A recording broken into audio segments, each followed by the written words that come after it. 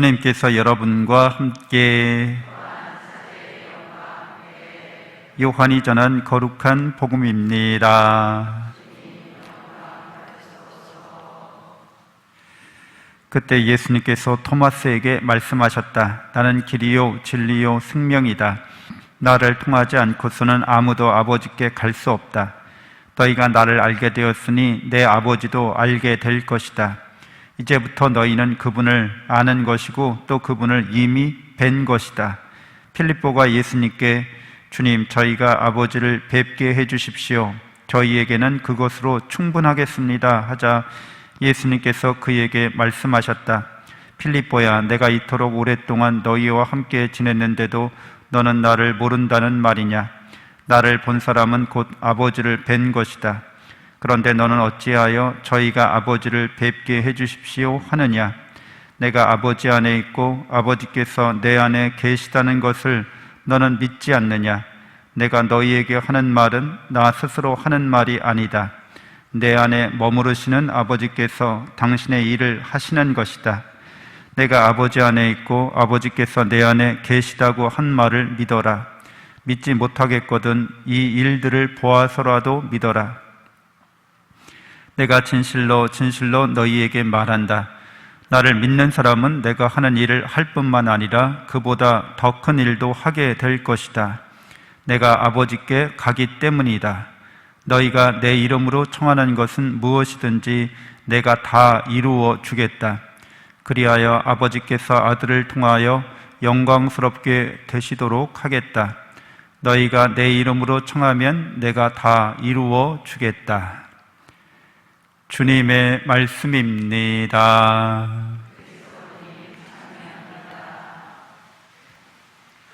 찬미 예수님, 하나님의 복동이 고맙습니다. 고맙습니다.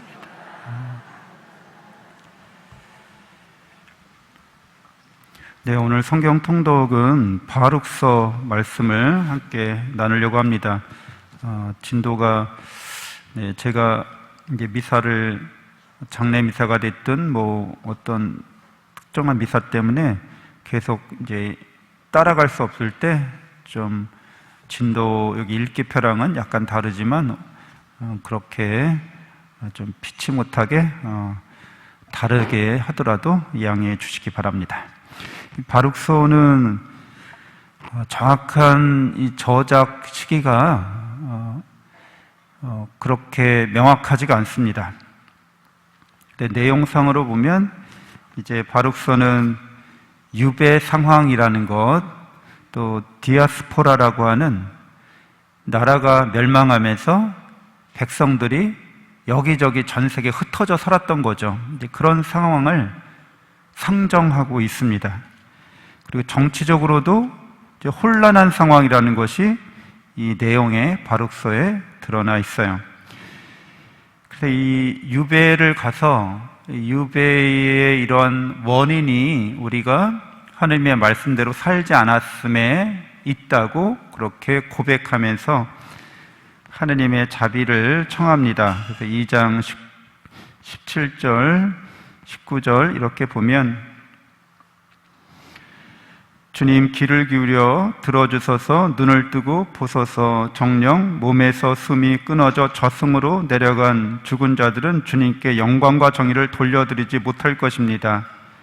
그러나 주님 크게 슬퍼하느니 허리를 구부리고 힘없이 걷느니 눈이 풀린 이와 배고픈 이는 당신께 영광과 의로움을 돌려드릴 것입니다. 주 저희 하나님, 저희가 조상들이나 임금들의 의로운 행위를 내세워 당신 앞에서 자비를 구하는 것은 아닙니다. 그러니까 유배지에 가서 비록 이렇게 비참하게 생활하고 있지만 저희가 죽고 나면 아무도 하느님을 찬양드릴 수 없으니까 이렇게 슬퍼하고 허리를 구부리고 힘없이 걷고 눈이 풀리고 배고픈 저희로나마 하나님께 영광을 돌려드릴 수 있도록 살려주시고 자비를 베풀어 달라는 그런 간절한 기도를 바치고 있는 거죠. 상황이 그렇게 좋은 상황이 아니라는 것은 우리가 잘 알 수 있겠습니다. 계속해서 이 유배 상황에서 정치적인 혼란기에서 바룩서에서 이야기하고 있는 것은 이제 지혜에 관해서 명상하는 거죠. 그래서 지혜는 전통적으로 하느님의 말씀이었고 또 율법이었습니다. 그래서 이때부터 이스라엘 사람들이 나라가 멸망하고 예루살렘 성전이 무너지면서 그들이 신앙생활을 유지할 수 있는 것은 하나님의 말씀밖에 없었던 거죠. 이게 성경책밖에 없었던 거예요. 그래서 그 사람들은 전 세계 뿔뿔이 흩어져 살면서도 회당에 모여서 하나님의 말씀을 듣고 가르침을 받고 그 성경책을 중심으로 공동체를 이루어 갔던 거죠. 그래서 이러한 그들의 독특한 그런 신앙생활 행태를 보고서 저 민족은 책의 민족이다라는 그런 별칭까지 얻게 됩니다. 책의 종교, 책의 민족이라고 하는 거죠.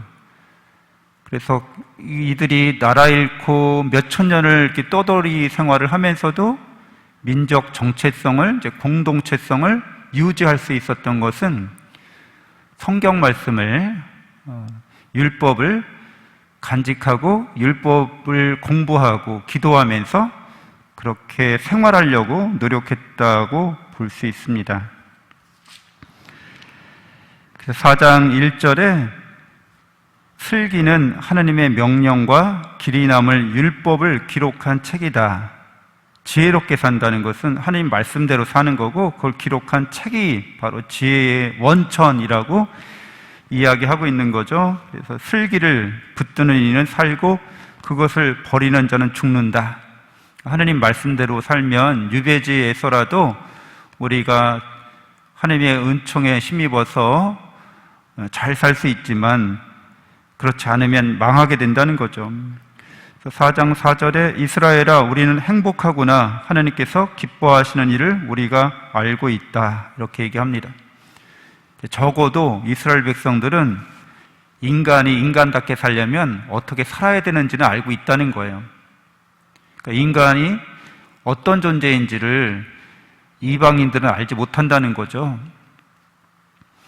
그래서 우리 그리스도인들도 인간이란 어떤 존재라고 성경이 말하고 있음을 잘 알고 있어요. 우리가 누구를 닮은 존재라고요? 하나님을 닮은 존재라는 거죠. 이 닮았다고 하는 것이 그냥 그런가 보다 이렇게 그런 게 아니라 혁명적인 선언과도 같은 것이었어요. 옛날 사람들은 하나님을 닮은 존재는 왕밖에 없다고 생각했어요. 그 왕이라고 하는 존재는 신의 대리인이었던 거죠. 신의 아들이라고 여겨졌었던 거예요. 그러니까 모든 사람이 다 하나님을 닮아 있다라고 말하는 것은 혁명이었던 거죠. 뒤엎는 거예요. 이 세계를. 모든 사람이 다 하나님 앞에서 아들, 딸로서 존엄하다는 거잖아요. 왕만 존엄해야 되고 그래서 왕이 권력을 갖고 있는 것을 정당화시키는 그런 이론인데 보통 왕권 신수설이라고 하죠. 근데 모든 사람이 다 하나님을 닮았다고 하는 것은 그런 사상을 정면으로 배치되는 그런 사상이었기 때문에 불온한 거죠.